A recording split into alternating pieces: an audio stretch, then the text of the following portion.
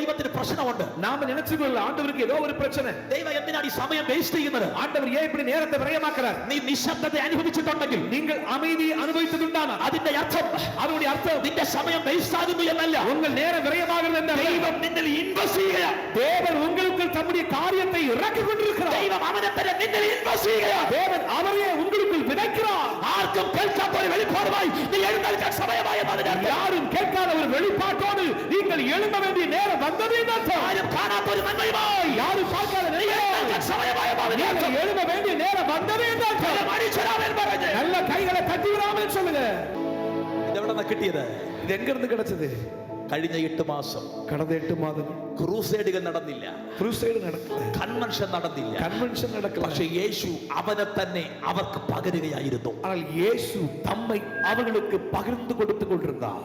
ഒരു ആമേൻ പറഞ്ഞോട്ടെ. ஆமென் சொல்லுங்க பார்க்கலாம். ദൈവത്തിന്റെ നിശബ്ദത നീ കണ്ടിട്ടുണ്ടോ? தேவனுடைய அமைதி நீங்க பார்த்திருக்கிறீங்களா? നീ പ്രാർത്ഥിച്ചിട്ട് മറുപടി കിട്ടാത്ത അനുഭവം നിനക്ക് ഉണ്ടായിട്ടുണ്ടോ? நீங்க ஜெபித்தும் பதில் கிடைக்காமல் போன அனுபவங்கள் உங்களுக்கு உண்டா? ഒരു പ്രവാചകൻ പോലും നിന്നോട് സംസാരിക്കാത്ത നാളുകൾ നിനക്ക് ഉണ്ടായിട്ടുണ്ടോ? ஒரு தீர்க்கதரிசி கூட உங்களை பார்த்து பேசாத நாட்கள் உங்களுக்கு இருக்கிறதா?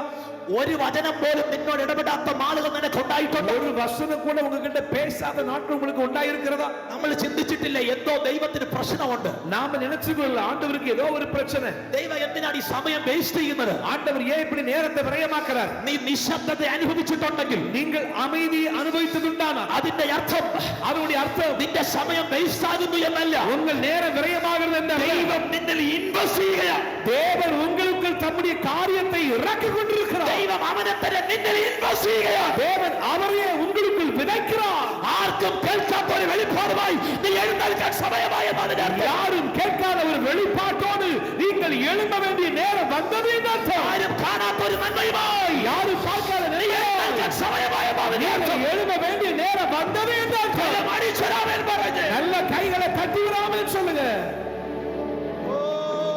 நல்ல கைகளை தட்டி.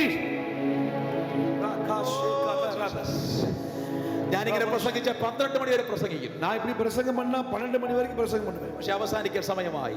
അവസാനിപ്പിക്കാൻ സമയം. ஆனா முடிக்க வேண்டிய நேரம் வந்து ഞാൻ വേഗത്തിൽ അവസാനിപ്പിക്കാൻ പോകുകയാണ്. நான் சீக்கிரமா முடிக்க போகிறேன். അവന്റെ പ്ലാനുകൾ ഒരിക്കലും അപൂർണമല്ല. அவருடைய திட்டங்கள் ஒரு நாளும் நிறைவில்லாதது அல்ல. ഇപ്പം നിന്റെ ലൈഫിൽ കടന്നു പോകുന്ന ഒരു പരാജയത്തെ നോക്കി നിന്റെ നാളെ നീ വിലയിരുത്തരുത്. இப்பொழுது உங்கள் வாழ்க்கையில் கடந்து போகிற தோல்வியை வைத்து நாளைய தினத்தை நீங்கள் நிர்ணயிக்காதீர்கள். ഞാൻ ആ യുവതലമുറയെ നോക്കി ഇന്ന് രാത്രി സംസാരിക്കുന്നു. நான் இங்க இருக்கிற வாலிப தலைமைகளை பார்த்து நான் பேசுறேன். ഇന്ന് രാത്രി നിന്റെ ലൈഫിൽ ഒന്നും നടക്കുന്നില്ല എന്ന് ചിന്തിച്ച് നീ ഭാരപ്പെടരുത്. இன்று இரவு உங்கள் வாழ்க்கையில் ஒன்றும் நடக்கவில்லை என்று நீ கவலைப்படாத. നിന്നെ കുറിച്ചുള്ള ദൈവത്തിന്റെ പദ്ധതികൾ നിന്റെ അകത്ത് ഉറപ്പായും നീ പോലും അറിയാതെ നിവർത്തിക്കപ്പെടാൻ പോകുകയാണ്. உனக்குள் தேவன் தந்திருக்கிற உன்னை குறித்த திட்டங்கள் உனக்கே தெரியாமல் நிறைவேற போகிறது. കാരണം അവന്റെ പ്ലാനുകൾ പൂർണ്ണമാണ്. காரணம் அவருடைய திட்டங்கள் முழுமையானது. ഇനി ഞാൻ ഇവിടെ നിൽക്കുന്നതിൽ ശരിയാകുകയില്ല. இதுக்கப்புறம் நான் இப்படி நான் சரிப்பட்டு வராது. ഞാൻ കുറച്ചുകൂടെ മുമ്പിലോട്ട് പോവുകയാണ്. நான் வேகமாய் முன்னே கடந்து போகிறேன். ഒന്നാമത്തെ കാര്യം ദൈവത്തിന്റെ പ്ലാനുകൾ പൂർണ്ണമാണ്. ஒன்று தேவ திட்டங்கள் முழுமையானது. രണ്ട് ബൈബിൾ പറയുന്നു, ரெண்டு வேதம் சொல்லுகிறது. യേശു ഗലീല കടപ്പുറത്ത് വരുമ്പോൾ இயேசு கலிலேயா கடற்கரைக்கு வரும்போது പെട്ടെന്ന് ചിലർ ചേർന്ന് ഒരു ചെകിടനായ മനുഷ്യനെ, വിക്കനും ചെകിടനുമായ മനുഷ്യനെ യേശുവിന്റെ മുമ്പിൽ കൊണ്ടുവന്നു. திடீரென்று ஒரு சில நபர்கள் சேர்ந்து வாய் பேச முடியாத செவிடான ஒரு நபரை இடத்துல கொண்டு வருகிறார். At the perfect time Jesus arrived there. அந்த சரியான பூர்ண நேரத்தில் இயேசு அங்கே வந்தார். യേശു വന്ന ഉടനെ തന്നെ ആ മനുഷ്യൻ യേശുവിന്റെ അടുക്കൽ വരികയാണ്. இயேசு அங்கே வந்த உடன் தானே அந்த மனிதன் இயேசுவிடத்தில் கொண்டு வரப்பட்டார். യേശു പൂർണ്ണനെന്ന് പറയാൻ കാര്യം, രണ്ടാമത്തെ കാര്യം അവന്റെ സമയം പൂർണ്ണമാണ്. இயேசு பூரணமுள்ளவர் என்று சொல்லுகிற இரண்டாவது காரியம் அவருடைய நேரம் முழுமையானது. அவருடைய நேரங்கள் முழுமையான. കരം ഉയർത്തി ഒരു ആമേൻ പറഞ്ഞോ. கைகளை உயர்த்தி ஒரு ஆமென் சொல்லுங்க. നിനക്ക് വേണ്ടി ദൈവത്തിനൊരു സമയമുണ്ട്. உங்களுக்காக தேவனுக்கு ஒரு நேரம் இருக்கிறது. നിന്നെ അനുഗ്രഹിക്കാൻ ദൈവത്തിനൊരു സമയമുണ്ട്. உங்களை ஆசீர்வதிக்க தேவனுக்கு ஒரு நேரம் ആ இருக்கிறது. സമയം പൂർണ്ണമാണ്. அந்த நேரம் பூரணமானது. യേശു നേരത്തെ വരണമെന്നില്ല. இயேசு சீக்கிரமாய் வர வேண்டும் என்றில்லை. അവൻ നേരത്തെ വരാത്തതുപോലെ അവൻ താമസിച്ചും വരത്തില്ല. அவர் சீக்கிரமாய் வராதபடியினாலே தாமதமாகவும் வர மாட்டார். He is always on time. அவர் எப்போதும் நேரத்தில் வருகிறவர். അവൻ കൃത്യമായ സമയത്ത് നിനക്ക് വേണ്ടി പ്രവർത്തിക്കുന്നവരാണ്. சரியான நேரத்தில் உங்களுக்காக கிரியை செய்கிறவர். കൈ ഉയർത്തി ഒരു ആമേൻ പറഞ്ഞാട്ട്. கையை உயர்த்தி ஒரு ஆமென் சொல்லுங்க பார்க்கலாம். ഇന്നലെ അത്ഭുതം നടന്നില്ലായിരിക്കാം. நேற்று அற்புதம் நடக்காமல் എന്നാൽ இருக்கலாம். ഇന്നാണ് നിന്റെ സമയമെങ്കിൽ ഇന്ന് അത്ഭുതം നടക്കും. ஆனா இன்றைக்கு தான் உங்கள் நேரம் என்று சொன்னால் இன்றைக்கு அற்புதம் நடக்கும். കഴിഞ്ഞ ഞായറാഴ്ച ഒന്നും നടന്നില്ലായിരിക്കാം. கடந்த ஞாயிற்றுக்கிழமை ஒன்று நடக்காம இருந்திருக்கலாம். വിട്ടുകളയണ്ട. விட்டு விடாதீங்க. അടുത്ത ഞായറാഴ്ച പത്തോ அடுத்த ஞாயிற்றுக்கிழமை போங்க. അത്ഭുതം നടക്കും. உங்களுக்கு அற்புதம் நடக்கும். ഒരു ആമേൻ ദൈവത്തിന്റെ സമയം എപ്പോഴും പൂർണ്ണമാണ്. காரணம் தேவனுடைய நேரம் எப்பொழுது பூரணமானது. യോഹന്നാൻ സുവിശേഷം 11-ാം അധ്യായം யோவான் சுவிசேஷம் 11-ஆம் அதிகாரம் തിരുവെഴുത്തുകൾ ഇങ്ങനെ പറയുന്നു. வசனம் இப்படி சொல்லுகிறது. അതിന്റെ 1-ാം വാക്യം മുതൽ முதல் வசனம் முதல் യേശുവിന് പ്രിയനായ ലാസർ ഇതാ രോഗം ബാധിച്ച് മരിക്കാൻ കിടക്കുകയാണ്. இயேசுவுக்கு பிரியமான சிநேகிதன் லாசர் வியாதிப்பட்டு மரணப்படுகையில் இருக்கிறான். എന്നാൽ യേശു അത് അറിഞ്ഞിട്ടും അവനെ അന്വേഷിച്ച് പോയില്ല. ஆனால் இயேசு அதை அறிந்த பிறகு அவனை தேடி போகவில்லை. ബൈബിളിൽ ഇങ്ങനെ എഴുതിയിരിക്കുന്നു. வேதம் இப்படி எழுதப்பட்டிருக்கிறது. അവൻ എവിടെയാണോ താമസിച്ചത് 2 ദിവസം കൂടി അവൻ പാർത്തു. அவர் எங்கே தங்கியிருந்தாரோ பின்னும் 2 நாள் அங்கே தங்கியிருந்தார். അവൻ 2 ദിവസം കഴിഞ്ഞിട്ട് ബഥാനിയിലേക്ക് പോവുകയാണ്. அவர் 2 நாட்களுக்கு பிறகு பெத்தானியாவுக்கு போகிறார். എന്നാൽ യേശു ബഥാനിയിലെത്തിയപ്പോൾ இயேசு பெத்தானியா போய் சேர்ந்தபோது ലാസർ മരിച്ചിട്ട് 4 ദിവസമായിരുന്നു. லாசரு மரித்து 4 நாட்கள் ஆயிருந்தது. ഇനി എന്നെ ശ്രദ്ധിച്ച് കേൾക്കണം. நீங்க என்ன கவனமா യേശു கேட்கணும். അവിടെ എത്തിയത് 4-ാം ദിവസമാണ്. இயேசு அங்கே போய் சேர்ந்தது 4ஆம் நாளிலே. Why not second day? ஏன் 2வது நாள் போகவில்லை? Not the third day? ஏன் 3ஆம் நாள் போகவில்லை? എന്തുകൊണ്ട് 1-ാം ദിവസം വന്നില്ല? ஏன் முதல் நாள் போகவில்லை? അതിനൊരു കാരണമുണ്ട്. அதுக்கு ஒரு காரணம் உண்டு. ബൈബിളിൽ അത് പറഞ്ഞിട്ടില്ല. அது வேதத்தில் சொல்லப்படவில்லை. യഹൂദന്മാരുടെ പുസ്തകം പറയുന്നു. ஆனா யூதருடைய புத்தகம் சொல்கிறது. യഹൂദന്മാരുടെ ഇടയിൽ ഇങ്ങനെ ഒരു വിശ്വാസമുണ്ട്. யூதர்களுக்கு மத்தியிலே இப்படி ஒரு நம்பிக்கை உண்டு. ഒരു യഹൂദൻ മരിച്ചാൽ ஒரு யூதன் மரித்தால் അവന്റെ ആത്മാവ് அவருடைய ஆத்மா 3 ദിവസത്തേക്ക് സ്വർഗ്ഗത്തിൽ പോകില്ല. 3 நாளைக்கு பரலோகம் போகாது. നിങ്ങൾ എന്റെ കൂടെ ഉണ്ടോ? நீங்க என் கூட இருக்கிறீங்களா? കരമുയർത്തി ഒരു ആമേൻ പറഞ്ഞാട്ടെ. கைகளை உயர்த்தி ஒரு ஆமென் சொல்லுங்க ഒരു பாருங்க. യഹൂദൻ മരിച്ചാൽ ஒரு யூதன் மரித்தால் 3 ദിവസം സ്വർഗ്ഗത്തിൽ ആത്മാവ് പോകില്ല. 3 நாட்களுக்கு அந்த ஆத்மா பரலோகம் മരിച്ച് போகாது. 3 ദിവസം ആ ആത്മാവ് ആ കല്ലറയ്ക്ക് ചുറ്റും കറങ്ങിക്കൊണ്ടേയിരിക്കും. மாறாக 3 நாட்கள் அந்த ஆத்மா அந்த கல்லறையை சுத்தி கொண்டே இருக்குமா. അത് ബൈബിൾ പറയുന്നില്ല, അവരുടെ വിശ്വാസമാണ്. இது பைபிள் சொல்லல, இது யூதருடைய நம்பிக்கை. എന്റെ ഭാഷ പറഞ്ഞാൽ என் பாஷையில சொல்லணும்னா ഒരു ചായയൊക്കെ കുടിച്ച് പരിപ്പോടെയൊക്കെ കടിച്ച് ஒரு டீ குடிச்சு ஒரு பருப்போட சாப்பிட்டு 3 ദിവസം ഇങ്ങനെ കറങ്ങിക്കൊണ്ടിരിക്കും. 3 நாள் அப்படியே சுத்திட்டே இருக்குமாமா. 3 ദിവസം കഴിഞ്ഞ് ഈ ആത്മാവ് സ്വർഗ്ഗത്തിലേക്ക് പോകും. 3 നാൾക്ക് பிறகுதான் அந்த ஆத்மா பரலோகம் போகுமா. ഇങ്ങനെ യഹൂദന്മാർ വിശ്വസിച്ചിരുന്നു. இப்படி யூதர்கள் நம்பிக்கொண்டிருந்தார். യേശു യഹൂദനായതുകൊണ്ട് இயேசு யூதனா இருந்தபடியால் ഇവരുടെ വിശ്വാസം യേശുവിന് അറിയാം. இந்த நம்பிக்கை இயேசுவுக்கு தெரியும். അതുകൊണ്ട് 1-ാം ദിവസം വന്നാൽ, ஆகவே முதல் நாள் வந்தால், 2-ാം ദിവസം വന്നാൽ, 2வது நாள் வந்தால், 3-ാം ദിവസം വന്നാൽ, 3வது நாள் வந்தால் ബുദ്ധിമാന്മാരെ യഹൂദന്മാർ പറയും, ஞானவான்களாகி யூதர்கள் சொல்வார்கள், യേശുവേ இயேசுவே ഇത് വലിയ അത്ഭുതമൊന്നുമല്ല. இது பெரிய அற்புதம் ஒண்ணும் கிடையாது. ഇത് பெரிய അത്ഭുതമൊന്നും கிடையாது. இது பெரிய அற்புதம் ஒண்ணும் கிடையாது. നിനക്ക് தெரியாதா? உங்களுக்கு தெரியாதா? യഹൂദരുടെ ആത്മാവ് 3 ദിവസത്തേക്ക് ഉയരത്തിലേക്ക് പോക മാട്ടം. யூதருடைய ஆத்மா 3 நாள் வரைக்கும் பரலோகத்துக்கு போகாதுன்னு 3 தெரியாதா? ദിവസം പരലോകത്തേക്ക് പോകില്ല. 3 நாட்களுக்கு பரலோகத்துக்கு போகாது. അടുത്ത് തന്നെ ഉണ്ടായിരുന്നു. இது இங்கதான் இருக்குது. അതുകൊണ്ട് നീ ലാസറെ എന്ന് വിളിച്ചപ്പം அதனால நீங்க லாசரேன்னு கூப்பிட்ட உடனே കയറി വന്നേ ഉള്ളൂ. அவன் ஏறி உள்ள வந்தா அவ்வளவுதான். பெரிய அற்புதமൊന്നും கிடையாது. இது அவ்வளவு பெரிய அற்புதம் ஒண்ணும் கிடையாது. അവൻ അഹങ്കാരമൊന്നും കാണിക്കണ്ട. நீ அவ்வளவு ஒரு பெருமையாக இருக்க வேண்டாம். ഇത് യഹൂദൻ പറയുമെന്ന് യേശുവിന് അറിയാം. இதை யூதன் சொல்லுவான்னு இயேசுவுக்கு தெரியும். അതുകൊണ്ട് 1-ാമത്തെയും 2-ാമത്തെയും 3-ാമത്തെയും ദിവസം വന്നില്ല. அதனால முதலாவது 2வது 3வது நாளில இயேசு வரல. 4-ാം ദിവസം അവൻ ബഥാനിയിൽ കാലുകുത്തി. 4வது நாளில பெத்தானியாவில கால் வைத்தார். അവൻ മരിച്ചവനെ എഴുന്നേൽപ്പിച്ചു. அவர் மரித்தவனை உயிரோடு எழுப்பினார். அவருடைய நேரம் பூரணமானது. കരമടിച്ചൊരാമൻ പറഞ്ഞാൽ கைகளை தட்டி ஒரு ஆமென் சொல்லுங்க பார்க்கலாம். കഴിഞ്ഞ ഞായറാഴ്ച അത്ഭുതം നടന്നില്ലെങ്കിൽ സങ്കടപ്പെടരുത്. கடந்த ஞாயிற்றுக்கிழமை அற்புதம் நடக்கலையா? கவலைப்படாதீங்க. ഇന്നലെ രാത്രി അത്ഭുതം നടന്നില്ലയോ? സങ്കടപ്പെടരുത്. நேற்று இரவு அற்புதம் நடக்கலையா? கவலைப்படாதீங்க. പ്രാർത്ഥിച്ച ഉടനെ വിടുതൽ നടന്നില്ലയോ? അത്ഭുതം അവൻ കരയണ്ട. நீங்க ஜெபிச்ச உடனே அற்புதம் நடக்கலையா? அழ வேண்டாம். നീ ഉപവസിച്ച ഉടനെ നിനക്ക് വേണ്ടി വിടുതൽ നടന്നില്ലയോ? കരയണ്ട. நீங்க உபவாசம் இருந்த உடனே உங்களுக்கு அற்புதம் நடக்கலையா? அழ வேண்டாம். ദൈവത്തിന്റെ കൃത്യമായ സമയത്തിന് தேவனுடைய சரியான நேரத்தில் ബൈബിൾ ഇങ്ങനെ പറയുന്നു, வேதம் எப்படி சொல்லுகிறது? തക്ക സമയത്ത് നിങ്ങളെ ഉയർത്തും. அவர் ஏற்ற காலத்தில் உங்களை உயர்த்துவார். അവന്റെ ബലമുള്ള കൈക്കീഴിൽ താടിരിപ്പീൻ. அவருடைய பலத்த கரத்தில் அடங்கி இருங்கள். തക്ക സമയത്ത് ஏற்ற காலத்தில் വിശ്വസിക്കാൻ കഴിയുമെങ്കിൽ വിശ്വസിക്കേ. விசுவாசிக்க குடும்பம் விசுவாசிங்க. നിന്റെ വിസ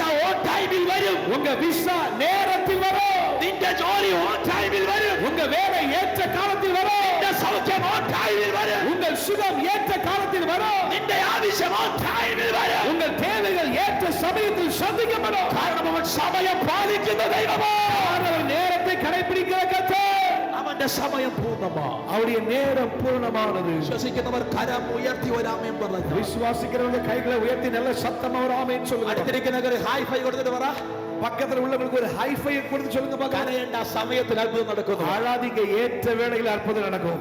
ഒന്നുകൂടെ ആ ഹൈ ഫൈ சொல்லுங்க. மணி ஹை ஃபை கொடுத்து சொல்லுங்க பார்க்கலாம். ഓൺ ടൈമിൽ അത്ഭുതം നടക്കും. அழாதீங்க, ஏற்ற காலத்தில் அற்புதம் நடக்கும். ഹല്ലേലൂയ.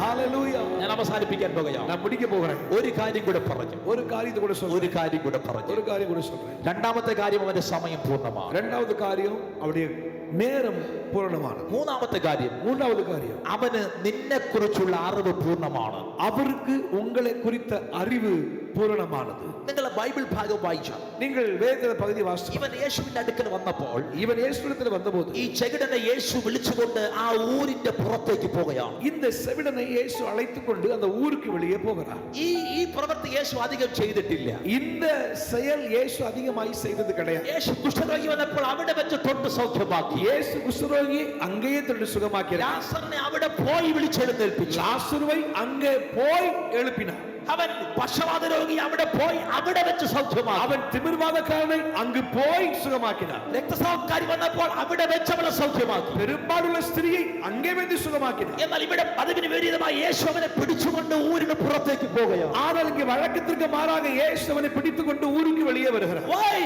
ஏன்? എന്തുകൊണ്ട് യേശു അവനെ ഊരിന് പുറത്ത് കൊണ്ടുപോയി? ஏன் இயேசு அவனை ஊருக்கு வெளியே கொண்டு வந்தார்? കാരണം ഇതാണ്. காரணம் இதுதான். ഇവൻ ആദ്യമായി കേൾക്കാൻ പോകുകയാണ്. இவன் முதலாய் கேட்க போகிறார். യേശു അവനെ സൗഖ്യമാക്കാൻ പോകുന്ന യേശുവിനെ അറിയാം. அவனை சுகமாக்க போறது இயேசுவுக்கு தெரியும். ആദ്യമായി കേൾക്കാൻ പോകുകയാണ്. முதலாய் கேட்க യേശു போகிறார். നിൽക്കുന്നത് പുരുഷാരത്തിന്റെ ഇടയിലാണ്. இயேசு நிற்பதோ ஜனங்களுக்கு நடுவில். ആദ്യമായി കേൾക്കുന്നവൻ முதலாவது கேட்கிறவன் സൗഖ്യമായി എന്ന് കണ്ടാൽ പുരുഷാരം ബഹളം വെക്കും. சுகமாய் விட்டான் என்று கேட்டால் ஜனங்கள் கூச்சலிடுவார்கள். ശരിയാ ഇല്ലയാ? சரிதானா இல்லையா? ശരിയാ ഇല്ലയാ? சரியா இல்லையா? ജനങ്ങൾ ഉറപ്പായും അവൻ ദൈവത്തിന് സ്തുതി പറയും. ஜனங்கள் நிச்சயமாய் தேவனுக்கு மகிமை ഇവൻ செலுத்துவார்கள். ആദ്യമായി കേൾക്കുമ്പോ இவன் முதலாய் கேட்கும்போது ഈ ഒച്ച കേട്ടാൽ இந்த சத்தத்தை இரைச்சலை கேட்டான். അവന് താങ്ങാൻ പറ്റില്ല. அவனுக்கு தாங்க முடியாது. അതുകൊണ്ടാണ് ഒരു കുഞ്ഞ് ജനിക്കുമ്പോൾ ആ കുഞ്ഞിന് അടുത്ത് ഒച്ചയ്ക്ക് ശബ്ദം ഉണ്ടാക്കുന്ന പറയാൻ കാര്യം. அதனாலதான் குழந்தைகள் பிறக்கும்போது கூட சத்தமா கத்தாதீங்கன்னு சொல்லி குழந்தைகளை வச்சு சொல்லுவாங்க. എത്ര പേർക്ക് ഞാൻ പറഞ്ഞു വന്നത് മനസ്സിലായി? எத்தனை பேருக்கு நான் சொல்றது புரியுது? ചെവി കേൾക്കാത്തവൻ ആദ്യമായി കേൾക്കുമ്പോൾ വലിയ ശബ്ദം കേൾക്കാൻ പറ്റില്ല. காது கேட்க முடியாதவங்க முதல்ல கேட்கும்போது பெரிய சத்தத்தை கேட்க முடியாது. വൈദ്യശാസ്ത്രം പറയുന്നത് അങ്ങനെ കേട്ടാൽ അവന് ഭ്രാന്തനായി പോകാൻ സാധ്യതയും. மருத்துவம் சொல்லுகிறது அப்படி அவன் கேட்பானால் அவன் பைத்தியமாய் போவதற்கு வாய்ப்புண்டு. യേശുവിനെ നന്നായി അറിയാമായിരുന്നു. இயேசுவுக்கு அது நன்றாய் தெரியும். പത്രോസിന് അത് അറിയാൻ പറ്റിയില്ല. பேதுருக்கு அது தெரியாது. പുരുഷാരത്തിന് അറിയാൻ പറ്റിയില്ല. ஜனங்களுக்கு அது தெரியாது. അവനെ കൊണ്ടുവന്നവർക്ക് അറിയാൻ പറ്റിയില്ല. அவனை அழைத்துக் கொண்டு வந்தவர்களுக்கே എന്നാൽ தெரியாது. യേശുവിന് അത് അറിയാമായിരുന്നു. ஆனால் இயேசுவுக்கு அது தெரியும். അതുകൊണ്ട് യേശുവിന് അവനെ പിടിച്ച് അവനെ ഊരിന് പുറത്ത് കൊണ്ടുപോവുകയാണ്. ஆகவே இயேசு அவனை பிடித்து ஊருக்கு வெளியே அழைத்துக் கொண்டு போகிறார். യേശു പറയാതെ പറയുകയാണ്, இயேசு சொல்லாமலே சொல்லுகிறார், എന്നെ എനിക്ക് നന്നായി അറിയാം. உன்னை நான் நன்றாய் I அறிவேன். know you perfectly. உன்னை முழுமையாய் நான் அறிவேன். ഞാൻ അറിയുന്നത് പോലെ ആരും അറിഞ്ഞിട്ടില്ല. நான் உன்னை அறிந்தது போல வேறு யாரும் உன்னை அறிந்திருக்கவில்லை. നിന്റെ അപ്പൻ അറിഞ്ഞതിനേക്കാൾ, உங்கள் தகப்பன் அறிந்ததை விட, നിന്റെ അമ്മ അറിഞ്ഞതിനേക്കാൾ, தாய் அறிந்ததை விட, നിന്റെ സ്നേഹിതൻ അറിഞ്ഞതിനേക്കാൾ, நண்பர்கள் அறிந்ததை விட, നിന്റെ പാസ്റ്റർ അറിഞ്ഞതിനേക്കാൾ, பாச அறிந்து கொண்டதை விட, നിന്റെ അയൽക്കാർ അറിഞ്ഞതിനേക്കാൾ, உங்கள் அயலகக்கார் அறிந்து கொண்டதை விட, നിന്നെ സൃഷ്ടിച്ച ദൈവത്തിനെ உன்னை உருவாக்கின தேவன் നിന്നെ നന്നായി അറിയാം. உன்னை நன்றாய் அறிவார். കരമടിച്ചരാമേ പറഞ്ഞു. கைகளை தட்டி விடாமே சொல்லுங்க பார்க்கலாம். நல்ல கைகளை தட்டி.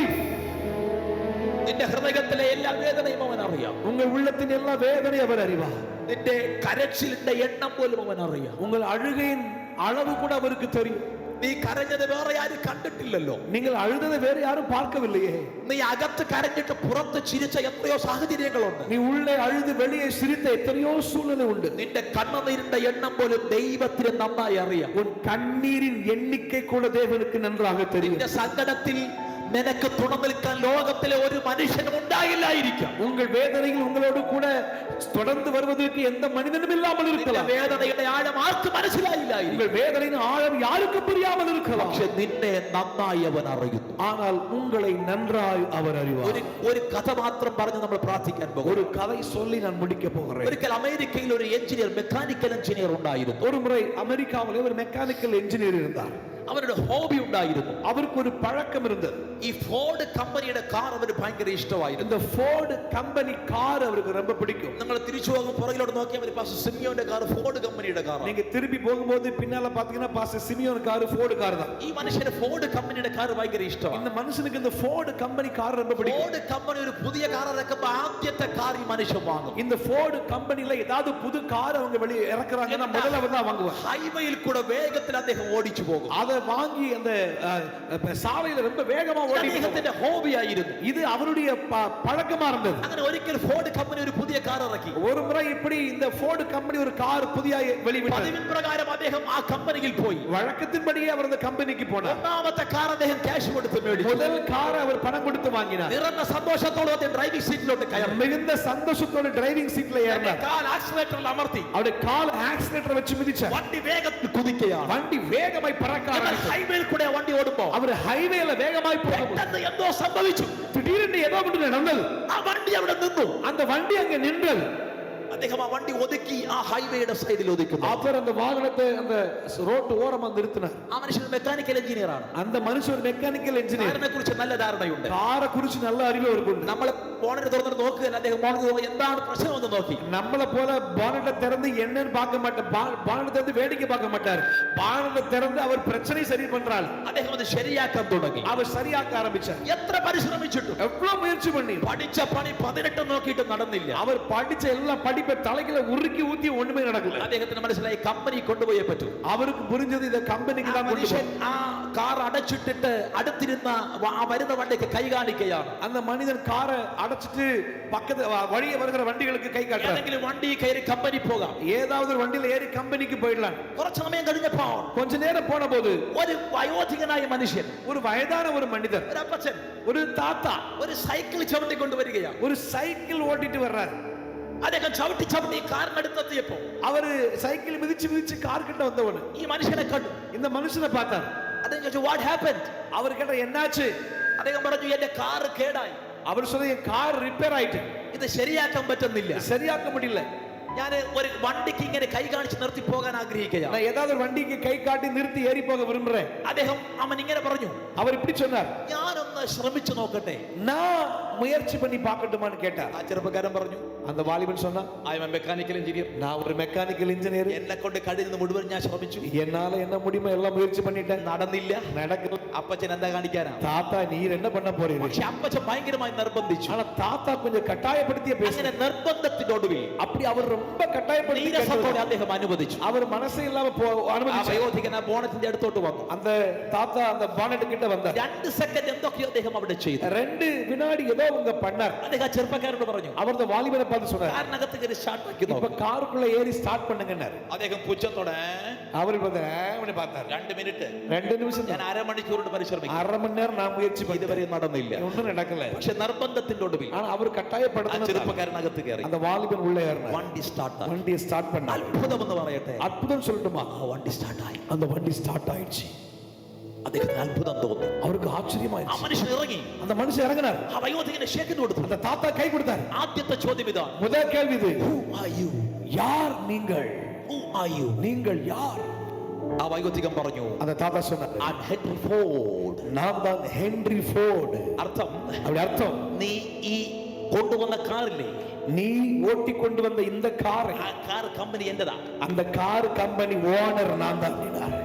ഈ പുതിയ ഡിസൈൻ ഇല്ലേ, இந்த டிசைன் ഇത് ഡിസൈൻ ചെയ്തത് ഞാനാണ്. இத வடிவமைச்சதே நான் தான் அப்படின்னார். നീ മെക്കാനിക്കൽ എഞ്ചിനീയർ ആയിരിക്കാം, நீ மெக்கானிக்கல் என்ஜினியரா ഇത് இருக்கலாம், ഉണ്ടാക്കിയത് ഞാനാണ്. ஆனா அந்த காரை உருவாக்கினவனே நான் தான். ഇതിന്റെ പ്രശ്നം എന്തെന്ന് എനിക്ക് നന്നായി അറിയാം. இந்த காருடைய பிரச்சனை என்னன்னு எனக்கு நல்லா தெரியும். നിന്റെ പ്രശ്നം നിന്റെ അമ്മയ്ക്ക് അറിയാൻ പറ്റില്ലെന്ന്, உங்க பிரச்சனை உங்க அம்மாக்கு தெரியாது, നിന്റെ രോഗം നിന്റെ ഡോക്ടർക്ക് അറിയാൻ പറ്റില്ലെന്ന്, இந்த உலகத்தின் டாக்டருக்கு தெரியாதுன்ற നിന്റെ ശരീരം നിർമ്മിച്ച, உங்க சரீரத்தை உருவாக்கிய, നിന്റെ ആന്തരിക അവയം നിർമ്മിച്ച, உங்க உள் அவயவங்களை உருவாக்கிய, ഹൃദയത്തെ ഉണ്ടാക്കിയ, இருதயத்தை உருவாக்கிய, നിന്റെ ചിന്താ മണ്ഡലത്തെ ഉണ്ടാക്കിയ, சிந்தை மண்டலங்களை உருவாக்கிய നിന്റെ ദൈവത്തിന് உங்கள் தேவனுக்கு മറ്റാരെക്കാൾ നിന്നെ അറിയാം. மற்ற யாரை விட உங்களை நன்றாய் தெரியும். അടിച്ച് അവന് സ്തോത്രം ചെയ്ത് கைகளை தட்டி அவருக்கு மகிமைப்படுத்துங்க பாருங்க. ഹല്ലേലൂയ.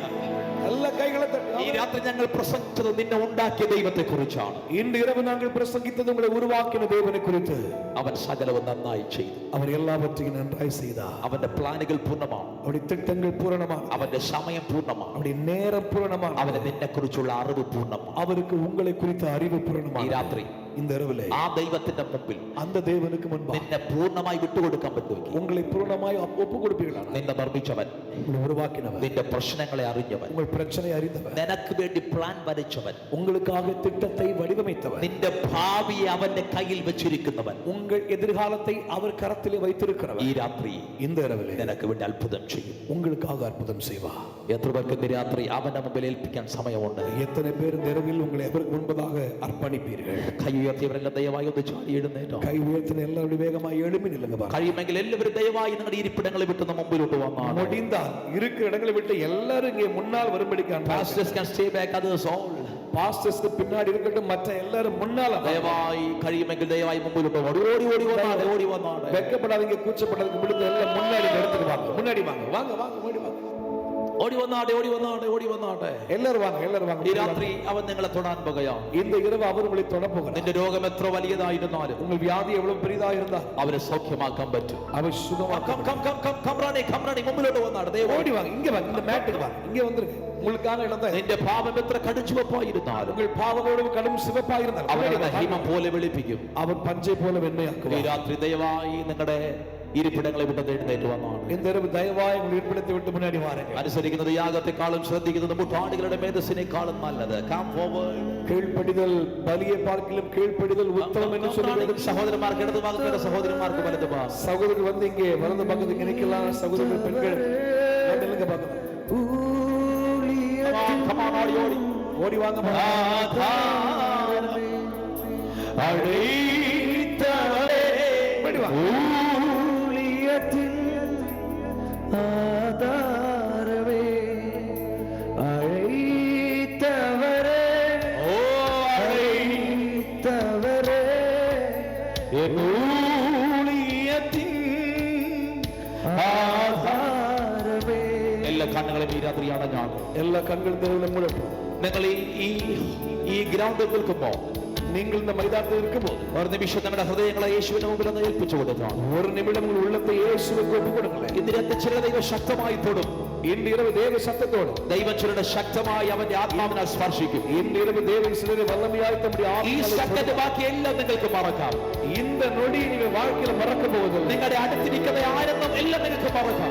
உங்கள் அருகில் இருக்கிற யார் என்பதை மறந்து விடுங்கள். ഇവിടെ നിങ്ങളും യേശുവും മാത്രം. இங்கே நீங்களும் இயேசு மட்டும். നിങ്ങളും യേശുവും മാത്രം. இங்கே நீங்களும் இயேசு. നിങ്ങളും യേശുവും മാത്രം. நீங்களும் இயேசு. എല്ലാ കണ്ണുകളും ഒരു നിമിഷം ഒന്ന് അടച്ചാൽ, எல்லா கண்களும் மூடுங்க பார்க்கலாம். എല്ലാ യാത്രകളും ഒന്ന് ചലിച്ചാൽ, எல்லா வாய்களும் திறங்க பார்க்கலாம். ഈ ഗ്രൗണ്ടിന് പുറകെ നിൽക്കുന്നവരെല്ലാം കണ്ണുകളെ അടച്ചൊന്ന് പ്രാർത്ഥിക്കാൻ തുടങ്ങി. மைதானத்தில் பின் இருக்கிற எல்லாரும் கண்களை மூடி ஜெபிக்க ஆரம்பிக்கலாம். ഈ രാത്രി ചില ദൈവം ശക്തമായി തുറന്നത് കർത്താവിനെ കാണിക്കുന്നു. இந்த இரவு சுவரை மகிமையாய் கத்து தொடுகிறதை காண்கிறோம். അകത്ത് വലിയ ഭാരങ്ങളുമായി വന്നവർ, உள்ளே பெரிய பாரத்தோடு வந்தவர்கள், വലിയ നിരാശകളുമായി വന്നവർ, பெரிய ஏமாற்றத்தோடு வந்தவர்கள் ഈ രാത്രി സ്വാതന്ത്ര്യത്തോടെ മടങ്ങാൻ പോകുകയാണ്. இந்த இரவு சுதந்திரத்தோடு திரும்பி செல்ல போகிறீர்கள். സാധാരണമായി ദൈവത്തിന്റെ ഭാഗത്ത് ചിലരെ തോന്നുന്ന കർത്താവിനെ കാണിക്കും. அசாதாரணமான தேவ மகிமை சிலரை தொடுகிறதை ஆவியானவர் അസാധാരണമായി ദൈവമഹത്വത്താൽ, அசாதாரணமான தேவ மகிமையினால் ഈ രാത്രി വലിയ അത്ഭുതങ്ങളിനകത്ത് നടക്കും. இந்த இரவு பெரிய அற்புதங்கள் நடக்கிறது. വലിയ രോഗസൗഖ്യത്തിനകത്ത് നടക്കും. பெரிய வியாதியில் சுகம் உண்டாகிறது. സാധാരണമായ ഹീലിംഗ്സ് ഇതിനകത്തുണ്ടാകും. அசாதாரணமான சுகம் உண்டாகிறது. എല്ലാ ചങ്ങലകളെ ദൈവം അടിച്ചു കളയും. எல்லா சங்கிகளை கத்தர் அவிழ்த்து എല്ലാ போகிறார். മരണത്തെ ദൈവം പൊട്ടിക്കാൻ പോകുകയോ. எல்லா மரணத்தை தேவன் உடைக்க போகிறார். യേശുവിന്റെ അധികാരമുള്ള നാമത്തിൽ இயேசுவின் அதிகாரம் എല്ലാ നാമങ്ങളെ ചലിപ്പിച്ച് പ്രാർത്ഥിച്ചു. எல்லா வாயிலும்